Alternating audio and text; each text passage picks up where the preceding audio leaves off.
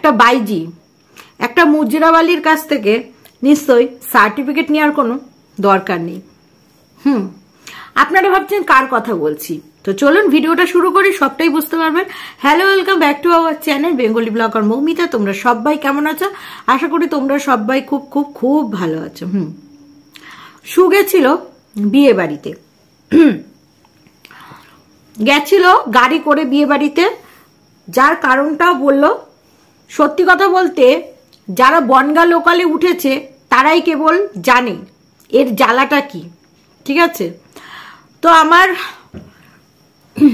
জন্মস্থান নিউ ব্যারাকপুর, এবং আমাকে হচ্ছে আমার ফ্ল্যাট যেহেতু নিউ ব্যারাকপুরে, তো বনগা লোকালে আমি মানে উঠতে রীতিমতন ভয় পাই, ঠিক আছে?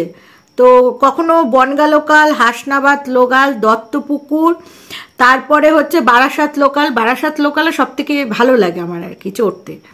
তো এরকম 4টে ট্রেন আছে, বসিরহাট লোকাল। তো আমার কাছে অনেক অপশান আছে যে এই ট্রেনের মধ্যে কোনো একটা ট্রেনে আমি উঠলেই আমি কিন্তু আমার গন্তব্যস্থানে পৌঁছে যেতে পারবো। এবং ভিড় এড়ানোর জন্য আমি খরচাটা বাড়িয়ে দিয়েছি, যার কারণে আমি কিন্তু আগে তোমাদের বালি হল্ট থেকে তোমাদের হচ্ছে গিয়ে বালি হল্টে যেতাম। সেখান থেকে আমি দক্ষিণেশ্বরের ট্রেন ধরে, দক্ষিণেশ্বর না মানে ডানকুনি শিয়ালদার যে ট্রেনটা হয় সেটা করে আমি দমদমে নামতাম, এবং দমদম থেকে আবার ট্রেন ধরে যেতাম। তো এতটাই ভিড় হয় বলে আমি এখন কি করি জানো, আমি এখন ওই তোমাদের মানে বালি থেকে বালি হল্টে এসে ওখান থেকে আমি বাসে করে বা অটোতে করে যে কোনো কিছুতে করে আমি দুর্গানগরের কাছে নামি, আবার দুর্গানগর থেকে 2টো প্ল্যাটফর্ম উঠি। কেন? ভিড় এড়ানোর জন্য। যারা বনগা লোকালে ওঠে তারাই জানে কি মারাত্মক ভিড় হয়। আমার পিক পকেট হয়ে গেছে, ঠিক আছে? যখন কলেজে পড়তাম তখন তো ক্লাস ধরতে হতো, তো তখন শ্বশুরবাড়ি থেকে যখন যেতাম, হ্যাঁ, তো তখন যেই ট্রেন পাবো আমাকে চলে যেতে হবে, কারণ আমার 11:40-এর ট্রেন ছিল বলছি, ক্লাস ছিল, ফার্স্ট ক্লাস অ্যাটেন্ড করতে হবে। তো তখন আমরা বনগা লোকালে উঠেছি, এবং সেই সময় আমার মানে পিক পকেটও হয়ে গেছে, ঠিক আছে? তো যেটা বলছিলাম আর কি, এবার শুয়ের হাতে কোনো অপশন ছিল না, তো সেই কারণে ও গাড়িতে করে গেছে। আচ্ছা, গাড়িতে করে যাবে, কিসে করে যাবে সেটা ওন চয়েস, ঠিক আছে? যে যার নিজস্ব চয়েস, তাই না? সে কিসে করে যাবে। এইবার এই হিপ্তিবুড়ির কথা হচ্ছে সবই ভিক্ষার টাকাতে ও যাচ্ছে। শু কিন্তু বেশ ভালো টাকাই আর্ন করে, ভিডিও বানিয়ে, কন্ট্রোভার্সি ভিডিও বলো, ব্লগিং ভিডিও বলো, ভালো টাকাই আর্ন করে, ঠিক আছে? তো সেখানে ওর হাজবেন্ডও কিছুটা আর্ন করে। তো দুজন মানুষের, আর ওরা খুব চেপে চলে, তো দুজন মানুষের খুব ভালো করে কিন্তু চলে যায়। আর শু কিন্তু দুর্গাপুজোতে তোমরা দেখেছ ও কিন্তু সেইভাবে কিন্তু কোথাও ঘুরতে যায়নি, ঘোরা, বাইরে খাওয়া দাওয়া সেই সব কিন্তু কিচ্ছু করেনি। সেক্ষেত্রে বিয়ে বাড়িতে গেছে, ঠিক আছে, আর খুবই কাছের মানুষের বিয়ে বাড়িতেই গেছে। তো সেখানে ও গাড়ি করে গেছে বিয়ে বাড়িতে। দেখবে আত্মীয়দের মধ্যেই মানে একটা আত্মীয়দের বিয়ে বাড়িতে দেখবে একটা খোলামেলা ব্যাপার। তো সেটা বড় কথা না, বড় কথা হচ্ছে বলছে ও নাকি ব্যাগ গুছিয়ে গেছিল, ওকে নাকি থাকতে দেয়নি, যেই বাড়িতে গেছিল সেই বাড়িতে নাকি থাকতে দেয়নি। আচ্ছা, বিয়ে বাড়িতে কখনো কাউকে একটা আলাদা করে পার্সোনাল রুম দেওয়া সম্ভব কি আপনারা বলুন? যদি খুব বড় লোক না হয়ে থাকে, যারা খুব বড় লোক হয় তারা পর্যন্ত দিতে পারবে না। এই যে আমরা আসামে গেছিলাম একটা বিয়েতে, আমার দিদির ছেলের বিয়েতে, তো মেয়ের বাড়ি তখন মানে আমার বিয়ের অনেক আগে, ঠিক আছে? তো মেয়ের বাড়ি তারা আমাদের 3 স্টার হোটেলে থাকতে দিয়েছিল, বাট সেটাও কিন্তু কাউকে পার্সোনালি একা রুম শেয়ার করতে দেয়নি। সেখানে আমরা মানে কি বলবো, ঠেসেই শুয়েছিলাম, 3-4 জন একটা বেডে ঠেসেই শুয়েছিলাম, শুয়েছিলাম, ঠিক আছে? তো কখনোই সম্ভব না, ঠিক আছে? আর বিয়ে বাড়িতে তা সম্ভব না, মধ্যবিত্ত বিয়ে বাড়িতে কখনোই সম্ভব না, ঠিক আছে? সুকে সেজে লাগছিল নাকি মুজরাবালির মতন। আচ্ছা, হিপ্তিকে কিরকম লাগে?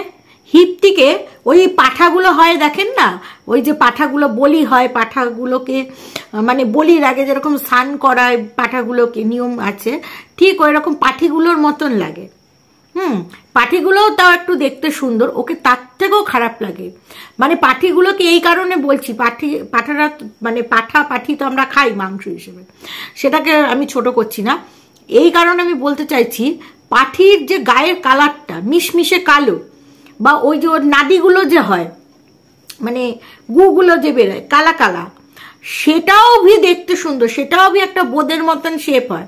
কিন্তু এই পাঠিকে ওর থেকেও জঘন্য লাগে। আর যখন দাঁত খোলে, দাঁত তো এক তো দাঁত নেই, তারপরে যখন দাঁত খোলে তখন কিরকমটা লাগে।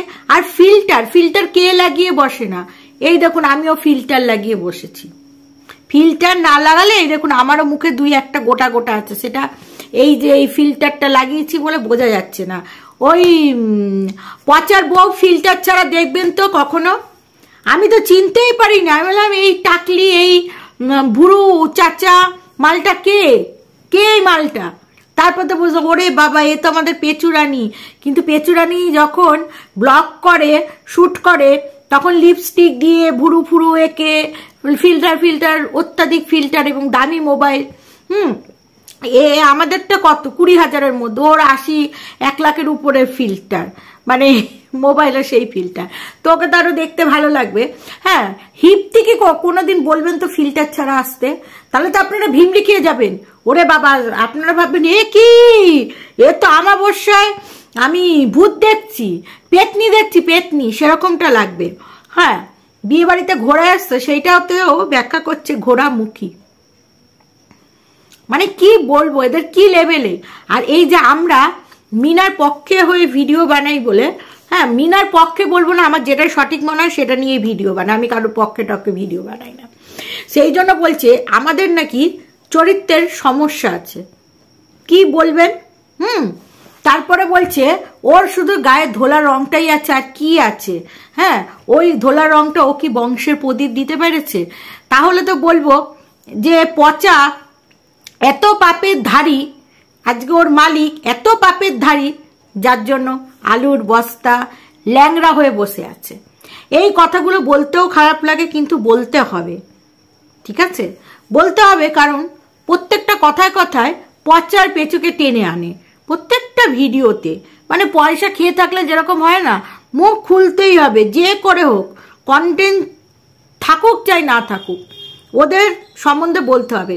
সেই কারণে একটু হালকা করে দিলাম আর কি। আবার একটা ভিডিও নিয়ে আসছি, সঙ্গে থাকবেন।